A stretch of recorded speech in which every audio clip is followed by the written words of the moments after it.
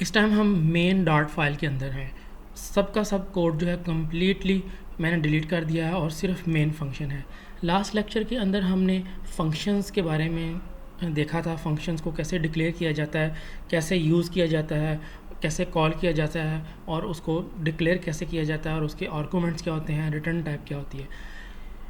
इससे पहले कि मैं मेन फंक्शन के अंदर फ्लटर से रिलेटेड और कुछ इम्प्लीमेंटेशंस आपको बताऊं, अभी भी दो फीचर्स ऐसे हैं डार्ट लैंग्वेज के बारे में, एक वेरिएबल्स और दूसरा object oriented programming. Object oriented programming जो है यही अप्रोच जो है डार्ट यूज़ करती है, इसलिए मुझे ये दो फीचर्स जो हैं इस वीडियो के अंदर आपको एक्सप्लेन करने हैं, जिसकी वजह से कुछ ऐसी बेसिक्स जो हैं क्लियर हो जाएंगी ताकि हम अपना फर्दर जो है लर्निंग कंटिन्यू कर सकेंगे फ्लटर फ्रेमवर्क के बारे में। लास्ट वीडियो के अंदर हमने डिफरेंट वैल्यूज़ को पास करते हुए एक ही फंक्शन को कॉल किया था और उस फंक्शन का जो रिटर्न टाइप था उसमें जो वैल्यू रिटर्न आ रही थी उसको उसी टाइम हमने यूज़ कर लिया था। लेकिन बाज़ औक़ात ऐसा सिनेरियो बनता है कि इसके रिज़ल्ट को आपको किसी एक जगह पर स्टोर करना पड़ता है, डेटाबेस में नहीं या किसी सर्वर के ऊपर आपको स्टोर नहीं करना पड़ता। फॉर द टाइम बीइंग किसी एक स्पेसिफ़िक फ़ाइल में आपको मेमोरी में इसकी ज़रूरत पड़ती है। तो इसके लिए हमारे पास एक प्रोग्रामिंग के अंदर कंसेप्ट होता है वेरिएबल का। फॉर एग्ज़ाम्पल ये जो दो लाइंस हैं इनको मैं कमेंट कर देता हूँ। यहाँ पर एक वेरिएबल मैं बनाता हूँ रिज़ल्ट के नेम से, और ये वाला जो ऐड नंबर है ये मैं इसको असाइन कर देता हूँ। लेकिन ये अभी मुझे कंप्लेन कर रहा है। उसकी रीज़न ये है कि डार्ट प्रोग्रामिंग लैंग्वेज के अंदर जब आप कोई भी वेरिएबल को डिक्लेयर करना चाहेंगे तो उससे पहले एक कीवर्ड हमें लिखना पड़ेगा जो कि है वार, बेसिकली वेरिएबल, जो कि इस टाइम ये स्ट्रांगली टाइप नहीं है। आफ्टर द कोड एग्जीक्यूशन, इस पीस ऑफ कोड जब ये एग्जीक्यूट हो जाएगा तो उसके बाद इसको पता चलेगा कि इसकी जो रिटर्न टाइप है वो इसको साइन हो जाएगी। इसको हम सेव करते हैं और ये जो रिज़ल्ट है इसको हम प्रिंट करवा के देखते हैं कि हमें इसका रिज़ल्ट क्या मिल रहा है। ये जो रिज़ल्ट वेरिएबल है ये मैं यहाँ पर पास कर देता हूँ और अब मैं इसको सेव करके कंसोल में शो करवाता हूँ। तो ये देखिए मुझे 11.9 मिल रहा है। ये 5 और 6.9 जो है ऐड होकर असाइन किया जा रहा है रिज़ल्ट वेरिएबल को और उसके बाद ये रिज़ल्ट जो है वो कंसोल में शो किया जा रहा है। अब बहुत सारी जगहों पर हमें ऐसा भी सिनेरियो फेस करना पड़ जाता है कि हमें जो वेरिएबल हमने बनाया है उसको उस वक्त असाइन नहीं करना पड़ता, जस्ट एक वेरिएबल डिक्लेयर कर देते हैं, उसकी असाइनमेंट बाद में हो रही होती है। तो ऐसे केस के अंदर बेस्ट प्रोग्रामिंग प्रैक्टिस ये है कि जो भी आपने वेरिएबल बनाया है आपको जो पता है कि उसको फ्यूचर में जब आपने यूज़ करना है तो उसको जो रिटर्न टाइप किसी फंक्शन से आनी है या किसी और कांस्टेंट वैल्यू आपने उसको असाइन करनी है, तो आपको अगर उसकी टाइप का कंफर्म पता है तो बेस्ट प्रैक्टिस ये है कि ये वार की जगह वो डेटा टाइप यूज़ किया जाए। जैसा कि इस केस के अंदर मुझे कंफर्म है कि अगर मैं रिज़ल्ट को ऐड मेंबर का जो रिटर्न टाइप है वो असाइन करूँगा तो मुझे वैल्यू जो है डबल में मिलेगी। तो यहाँ पर मुझे इसकी डेटा टाइप जो है डबल कर देनी चाहिए।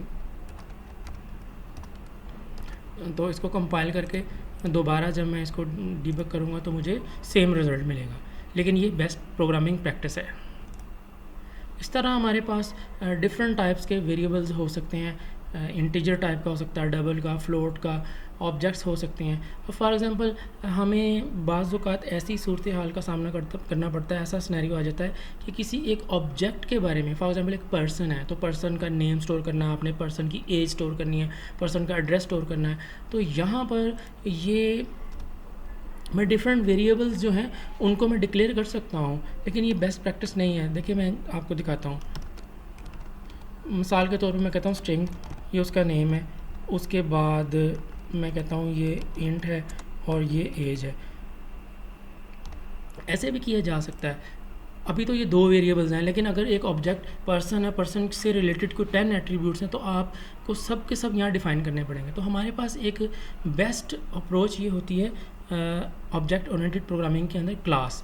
तो इसको मैं यहाँ पे इसको मैं कमेंट कर देता हूँ। इन प्रॉपर्टीज़ को मैं एक नई क्लास बनाता हूँ पर्सन के नाम से, वहाँ पर हम इसको डिक्लेयर करेंगे, क्योंकि ये जो क्लासेस का कंसेप्ट है ये बहुत ही बार बार हमने यूज़ करना है फ्लटर के अंदर। बेसिकली जितने विजेट्स हैं वहाँ पर हमने यूज़ करने हैं वो बेसिकली क्लासेस ही बनी हुई हैं, और क्लासेस के मेंबर जो फंक्शंस होंगे या मेंबर वेरिएबल्स होंगे हम उनको एक्सेस कर रहे होंगे। तो इसलिए ये यहाँ पर जानना ज़रूरी है। बेसिक जो है ये एक रिव्यू है, अगर आप ऑलरेडी प्रोग्रामिंग जानते हैं तो आपको तो ज़्यादा बेहतर पता होगा। अगर आप बिल्कुल न्यू हैं तो मैं जस्ट एक इंट्रोडक्शन दे देता हूँ। तो यहाँ पे क्लास कीवर्ड है, क्लास आप यूज़ करें, उसका नाम रखें, और ये कस्टम है कि आपने क्लास का जो नाम है बड़े कैपिटल से स्टार्ट करना, स्मॉल से स्टार्ट नहीं करना, ये कस्टम है। तो मैं इसका नाम पर्सन रख देता हूँ और उसके बाद करली ब्रेसेस। यहाँ पे आपने गौर किया होगा ये फंक्शंस के अंदर मैं पहले आर्गूमेंट पास कर रहा था और मुझे पैरेंथेसिस जो है वो लगाना पड़ रही थी। तो ये फंक्शन नहीं है, बेसिकली ये क्लास है, तो यहाँ पर पैरेंथेसिस नहीं आई, सिर्फ इसकी बॉडी आ रही है। तो इसके अंदर जो मेंबर वेरिएबल्स हैं इनकी जो प्रॉपर्टीज़ हैं, ये जिस तरह ये दो मैंने यहाँ पर ये असाइन की थी, यही मैं वहाँ पर असाइन कर देता हूँ, यानी कि ये दो इसकी प्रॉपर्टीज़ बन गई। अब जब भी इस क्लास को हमने यूज़ करना है, बेसिकली ये क्या है, ये एक टेम्पलेट बन गया, एक सांचा बन गया, एक ब्लूप्रिंट है ये हमारे पास कि पर्सन की जितनी प्रॉपर्टीज़ होंगी वो हम इसका नया ऑब्जेक्ट बना के हम उसको असाइन भी कर सकते हैं और उनको एक्सेस भी कर सकते हैं। तो यहाँ पर देखते हैं कि इसका न्यू ऑब्जेक्ट कैसे बनाया जाता है। तो मैं एक वार लेता हूँ वेरिएबल, फॉर लेट्स सपोज मैं कह देता हूँ person1 ही उसको कह देता हूँ और उसको असाइन कर देता हूँ एक न्यू ऑब्जेक्ट के साथ, पर्सन का न्यू ऑब्जेक्ट मैं बना देता हूँ। डिफरेंट प्रोग्रामिंग लैंग्वेजेस के अंदर डिफरेंट अप्रोचेज़ होती हैं, डिफरेंट सिंटैक्स होते हैं। दूसरी प्रोग्रामिंग लैंग्वेजेस के अंदर आपने देखा होगा कि जब हम न्यू एक ऑब्जेक्ट बनाते हैं तो हमें न्यू का कीवर्ड लगाना पड़ता है। तो डार्ट के अंदर भी ये लगाया जा सकता है, लेकिन डार्ट 2.0 के बाद ये जो है ये ऑप्शन ये नहीं लगाना, हमें इसकी ज़रूरत नहीं है, ये कंपल्सरी नहीं है। तो ये ऐसे ही ऑब्जेक्ट को क्रिएट कर देगा। अब अगर मैं इसको प्रिंट करवाता हूँ, लेट्स सपोज ये जो मैंने person1 बनाया है इसको मैं प्रिंट करवा के दिखाता हूँ आपको। तो ये person1 जो है मैं प्रिंट के अंदर पास कर देता हूँ और इसको मैं शो करवाता हूँ। प्रोग्राम को रन करते हैं तो यहाँ पर वो एक इंस्टेंस ऑफ पर्सन, यानी कि इस जो क्लास मैंने बनाई है उसका एक इंस्टेंस मुझे यहाँ पर रिटर्न कर रहा है। अब इसके अंदर बाय डिफ़ॉल्ट वैल्यूज़ जो हैं, डिफ़ॉल्ट वैल्यूज़ भी वो भी असाइन की जा सकती थी, जबकि मैं अब असाइन कर देता हूँ। फॉर एग्जांपल नेम है तो स्ट्रिंग है, तो मैं इसको लेट्स सपोज एग्जांपल के तौर पे अली रख दिया मैंने, और ये जो एज है एग्जांपल के तौर पे लेट्स सपोज मैंने इसको असाइन कर दिया 33। तो ये बाय डिफ़ॉल्ट जो है डिफ़ॉल्ट वैल्यूज़ मैंने इसको असाइन कर दी। और यहाँ पर ये जो मैंने ऑब्जेक्ट बनाया है person1 का, इसके अंदर ये दोनों वैल्यूज़ मौजूद होंगी जिसको मैं आपको शो करवा सकता हूँ, दिखा सकता हूँ शो करवा के। ये देखिए प्रिंट, और प्रिंट के अंदर जो मेरे पास person1 का ऑब्जेक्ट है डॉट नेम और डॉट एज, मैं दोनों ही